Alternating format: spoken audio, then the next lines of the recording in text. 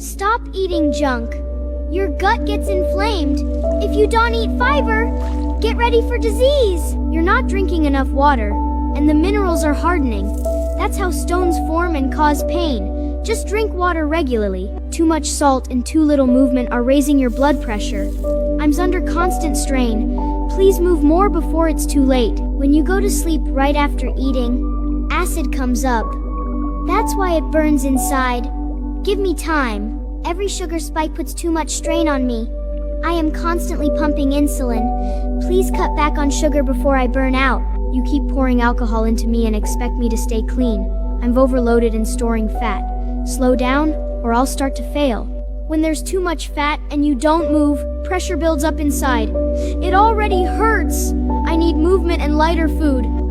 When your breathing is uneven, I don't fully fill. That leads to fatigue and tension. Deep breathing and clean air help.